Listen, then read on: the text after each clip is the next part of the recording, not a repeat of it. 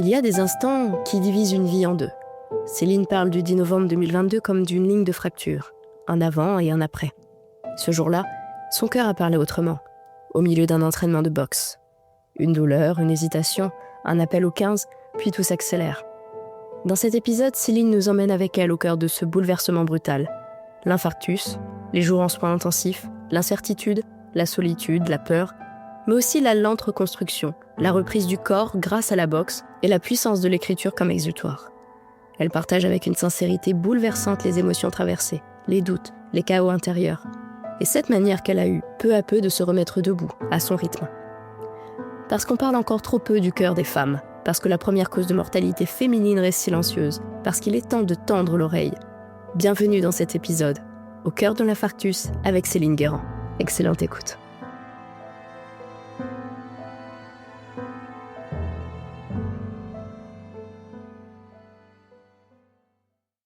Alors le 10 novembre 2022, ma vie a basculé. Je dis souvent qu'il y a eu un avant et un après ce 10 novembre 2022.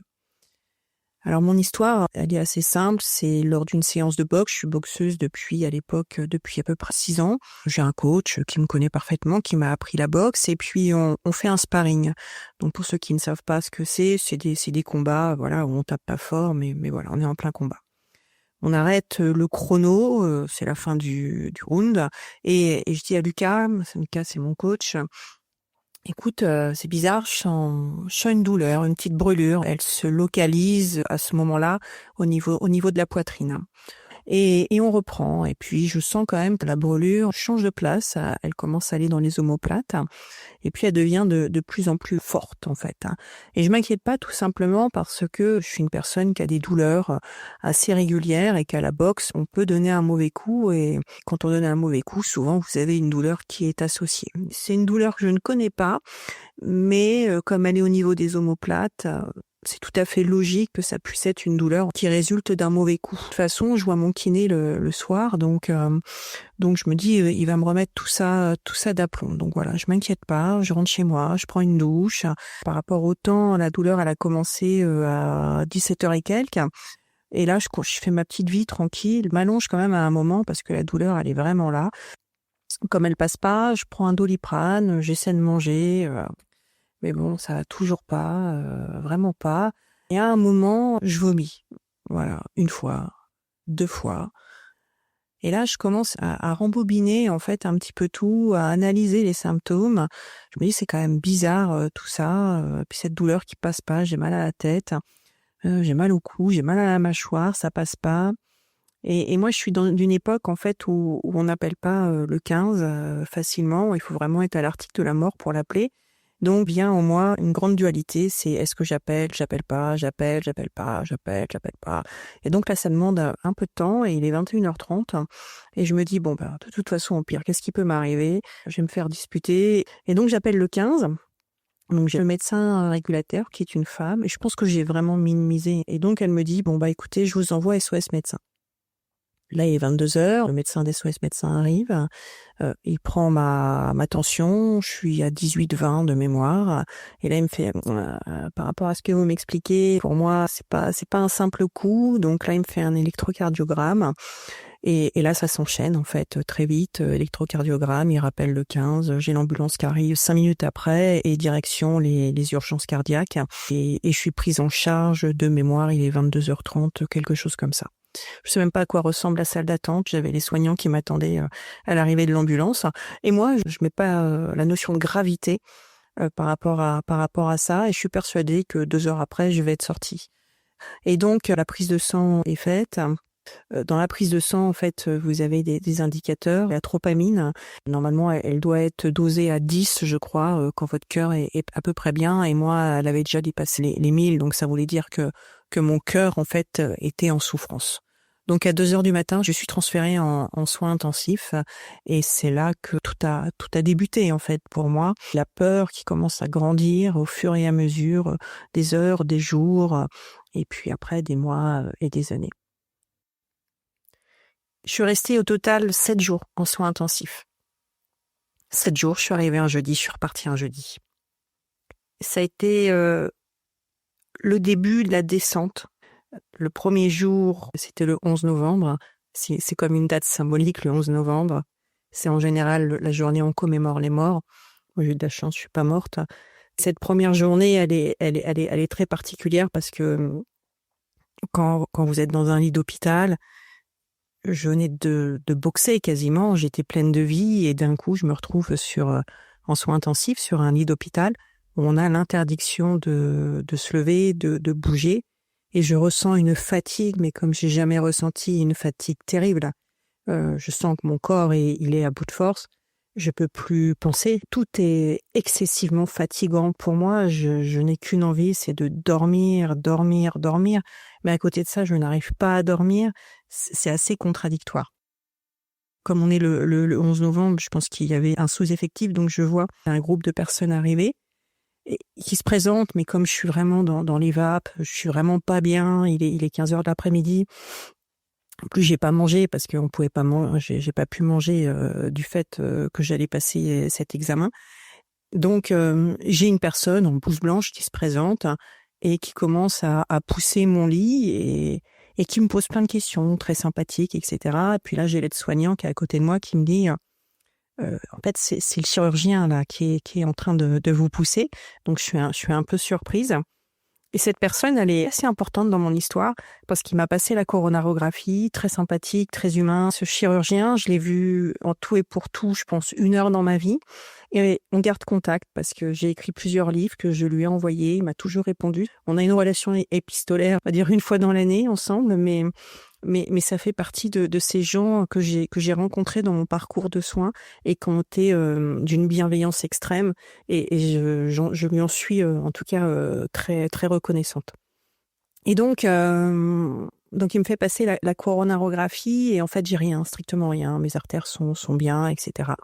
Et donc là on n'a toujours pas de diagnostic. Et je suis revenue donc dans ma chambre, je vous passe toutes les étapes et en fait je sens là que je descends petit à petit dans une profondeur de je ne saurais pas expliquer quoi, mais en tout cas, je pense que c'est de la peur, de la souffrance, c'est tout qui est mélangé.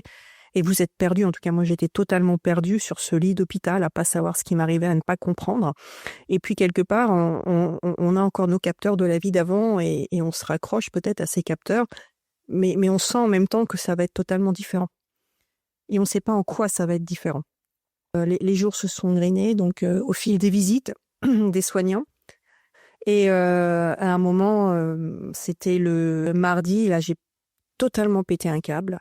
Je me suis mise à pleurer dans la nuit du lundi au mardi. Je n'arrivais plus à prendre sur moi en fait, tout simplement parce que quand vous avez un chaos, quand vous avez de l'incertitude, en tout cas moi je comprenais pas ce qui m'arrivait. Je ne comprenais pas. Et là ils ont été encore super les équipes. Tout de suite, ils m'ont vu quand ils sont venus le matin me donner mes médicaments que ça allait vraiment pas. J'ai l'aide-soignante qui est restée très très longtemps à côté de moi pour essayer de me calmer. Et juste après, j'ai la cardiologue qui est venue dans ma chambre et qui m'a dit OK, c'est normal de craquer. Vous êtes quelqu'un de fort, mais vous avez tout à fait le droit de craquer et il faut que vous craquiez. Si vous voulez, on vous envoie le psychologue. Donc j'ai dit oui. Je sentais que ça n'allait vraiment pas, donc il me fallait un soutien. Donc j'ai eu le psychologue qui est arrivé 1/2 heure après. Et en fait, ils m'ont mis en urgence sur tous les examens de santé. Et ce qui fait qu'à la fin de la journée, j'ai su ce que j'avais. Et à la fois, je ne savais rien en fait. C'est-à-dire que j'ai passé un IRM du cœur et j'ai su que c'était un infarctus. Là que j'ai découvert ce qu'était un infarctus. Et quelque part, ça m'a soulagée de savoir parce que on avait une explication à ce qui m'était arrivé. Mais de l'autre, on n'a jamais su pourquoi. Donc moi, j'ai fait un infarctus qui est un peu particulier, qui s'appelle un MINOCA. C'est un infarctus à coronaire saine, donc sans aucune explication. J'ai fait un infarctus, normalement, j'aurais pas dû en faire. Alors, je suis sortie au bout de 7 jours avec ce diagnostic en poche, MINOCA, infarctus, et une ribambelle d'examens à faire pour voir s'il n'y avait pas une cause qui était associée à cet infarctus. Donc je sors au bout d'une semaine et là je me rends compte que ça va être compliqué quand même la vie parce que dès que je commence à marcher, Eh ben, j'ai l'impression que je vais m'évanouir. Après la première journée, je rentre chez moi. Voilà, je ne peux même pas aller me chercher mes médicaments. Puis le lendemain, ou le surlendemain, je me dis, bon, bah quand même, je vais aller marcher, je vais aller voir un petit peu dans quel état est ce corps. Et et je me dis, je vais aller dans le parc où j'ai l'habitude d'aller, qui est juste à côté de chez moi. Et j'arrive à la porte du parc. Et là, je crois que je vais m'évanouir et que je ne sais pas comment je vais rentrer. Même parce que je suis dans un état de fatigue et de détresse qui est terrible. Et là, je prends conscience que mon corps, il est vraiment dans un état déplorable et de faiblesse comme jamais je pensais qu'on pouvait arriver, comme si on avait fait on-off. J'ai plus rien, j'ai plus d'énergie du tout, du tout, du tout, du tout, du tout. Et donc je rentre chez moi, je mets 2 jours pour m'en remettre et je me dis non, ça va pas être possible ça. Ça va pas être possible d'être dans cet état, je vais pas rester dans cet état. Et puis je me dis bah tant pis, on va y aller chaque jour tu vas y aller et dans ce parc et comme ça te permettra de voir les évolutions.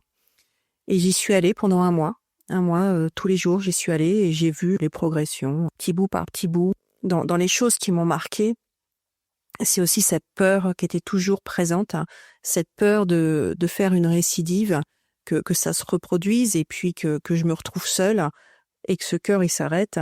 2 semaines après, de mémoire, 10 jours après, j'ai fait ma première crise d'angoisse. Dans la nuit, ça m'a totalement paralysée.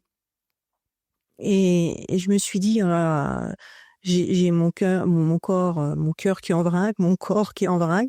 Et maintenant, je me fais en plus des syndromes post-traumatiques. Je me dis, mais la descente, elle va s'arrêter où? Elle va s'arrêter où? Et pour aller jusqu'au bout de l'histoire, en fait, j'étais aussi dans une relation qui était brinque-ballante avec quelqu'un, et j'ai eu en plus une rupture affective. Et là, ça a terminé, ça m'a totalement terminé. C'est-à-dire que là, on m'a mis le parpaing, on me l'a mis au niveau du pied. Là, j'ai coulé totalement. Et je suis descendue, et je me suis dit, mais il y a un moment, ça va s'arrêter ou pas? Moi, j'ai trouvé que ce qui était compliqué, c'était de pas le montrer. Vous avez un entourage qui est déjà inquiet, un infarctus, tout le monde y met beaucoup de choses derrière. Chaque personne autour de vous y met une image de cette maladie et vous renvoie quelque part cette image de la maladie. Et sur l'infarctus, c'est souvent des images très morbides. La peur de la mort, de vous voir mourir.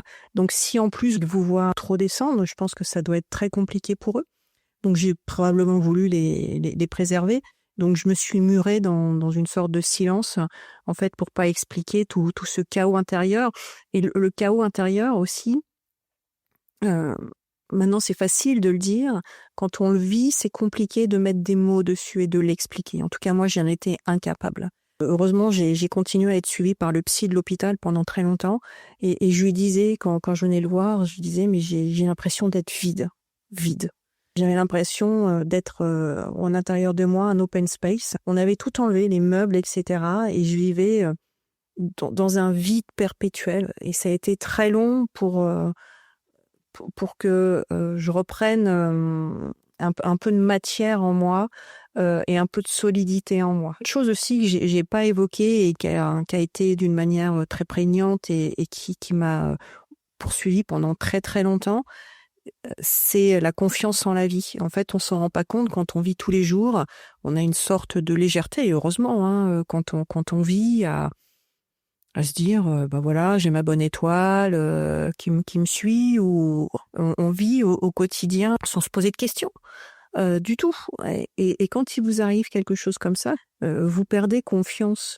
Et c'est compliqué de refaire confiance. Moi, j'ai mis très très longtemps pour retrouver une certaine façon de vivre un peu légère. Moi, j'ai trouvé que l'entourage dans la maladie était super super important. Et en fait, lorsque la maladie elle arrive, on voit la réalité en fait des liens. Et quand vous vivez tous les jours, vous avez des interactions avec des gens que vous les trouvez plutôt sympas, ou vous avez un amoureux et vous vous dites c'est pour la vie. Et en fait, quand il arrive des choses graves comme ça, vous voyez ce que vous avez construit avec les gens, ou pas d'ailleurs, ou le fantasme que vous y avez mis. Et ça permet de remettre toutes vos relations en perspective. Et moi, j'ai eu la malchance donc d'avoir une rupture affective qui m'a profondément éprouvée. Et j'ai aussi vu tout le socle que j'avais construit. Et en fait, tous sont venus en soutien très très fort et m'ont tendu la main. Et j'ai trouvé que c'était incroyable, surtout les premiers mois. Ils m'ont pas lâché, ils m'ont vraiment maintenu la tête hors de l'eau. Mais là, quand on se sent aimé, j'ai trouvé que c'était un des meilleurs ciments. Puis bien évidemment, j'ai mon fils que j'adore, qui m'adore. Et lui aussi, il a été très important dans ma reconstruction parce qu'il a été présent et puis il y a mis tout son amour. Donc obligatoirement, vous vous sentez porté. Et quand vous avez tout qui est détruit autour de vous, vous sentir aimé, épaulé, c'est hyper important. Ce qui était compliqué, en revanche, pendant là aussi très longtemps, c'est moi ce que j'appelle la mono-identité. C'est-à-dire que vous passez d'avant d'une identité qui est la vôtre, avec tous les qualificatifs que vous pouvez avoir, donc femme, professionnelle. Pour ma part, je suis directrice communication. J'étais boxeuse, j'étais amoureuse, voilà, j'étais une tante, j'étais une mère, j'étais plein de choses. Et quand la maladie arrive, j'ai trouvé qu'elle vous percutait et vous mettez une mono-identité. Et pendant très longtemps.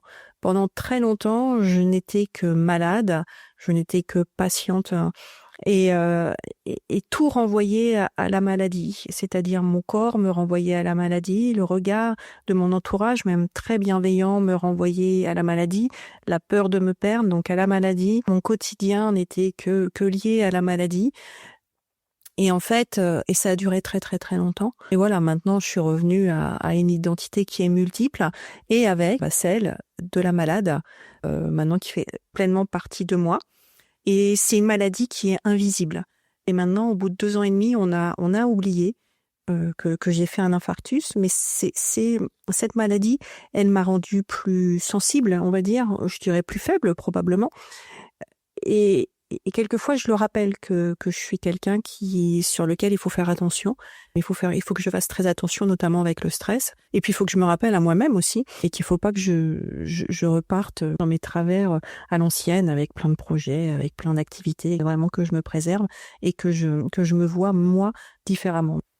La maladie, elle a également changé beaucoup de choses sur le regard que je porte sur moi. Je suis partie il y a 2 ans et demi dans un état très bas, aussi bien corporel que psychologiquement. J'étais vraiment au fond du trou et j'ai réussi à transformer ça en quelque chose de positif. C'est-à-dire que j'ai réussi à me remettre sur pied. Ça a été très long, très douloureux, très fatigant, mais j'y suis arrivée. J'ai écrit 2 bouquins. Ce chaos, en fait, dans ma vie m'a permis de transformer ça en écriture. Alors il y en a un que j'ai pas publié, l'autre que j'ai publié. Je suis assez fière de moi en fait par rapport à ça. Derrière, je me suis lancée dans la sensibilisation des maladies cardiovasculaires. Donc voilà, ce que je trouve incroyable, c'est d'arriver d'avoir cet épisode de noirceur extrême et de le transformer en quelque chose de positif. Cette faiblesse qui fait partie de moi, et ben en fait, je me rends compte qu'une faiblesse peut devenir une force, tout en restant une faiblesse. C'est assez contradictoire, mais en tout cas, c'est ce que je ressens fortement. Moi, je me dis qu'il y a des étapes pour digérer la maladie, en fait.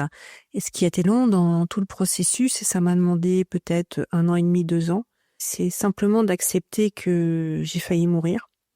J'ai été beaucoup dans le déni vis-à-vis de ça. Mais oui, j'ai failli mourir.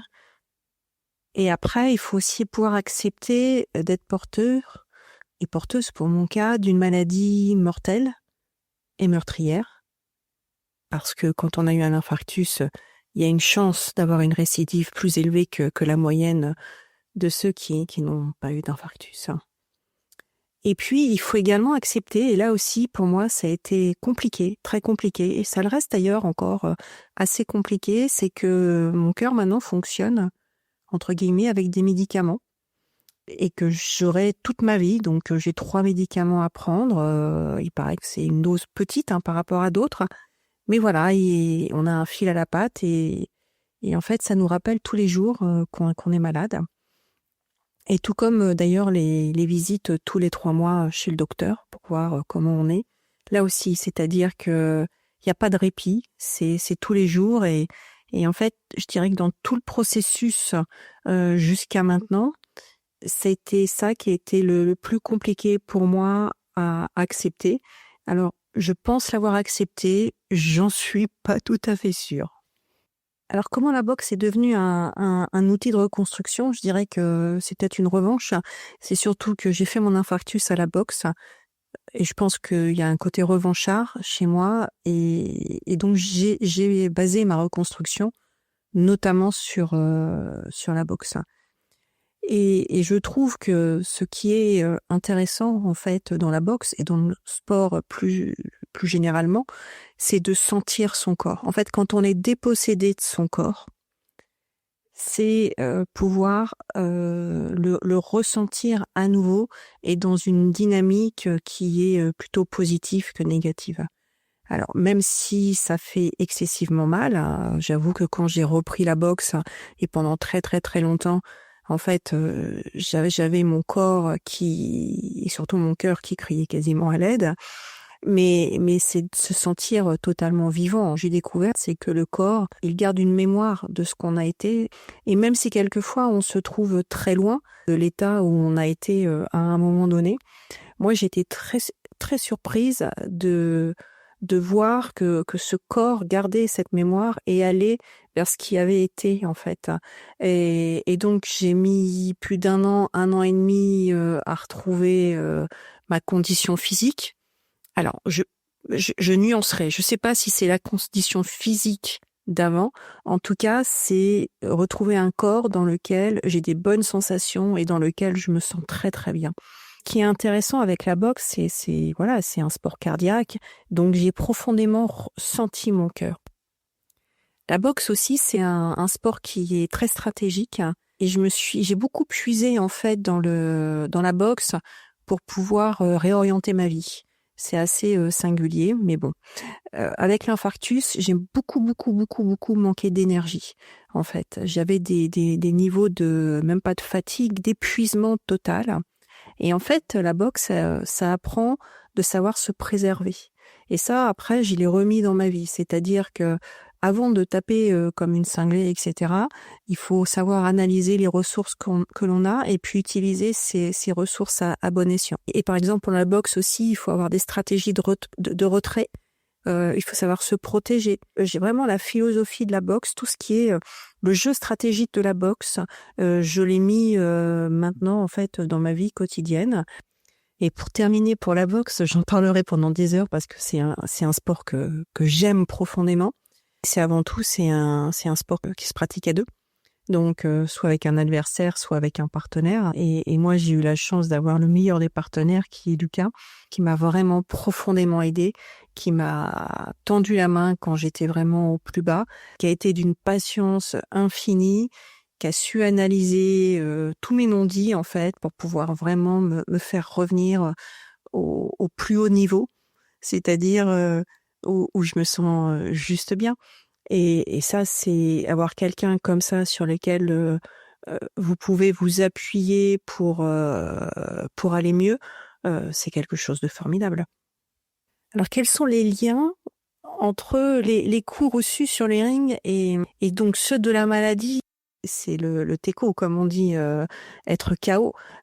La maladie, en tout cas l'infarctus, peut-être l'annonce de l'infarctus ou l'état dans lequel je me suis sentie à l'hôpital et puis après, c'est comme un chaos où tu disjonctes totalement.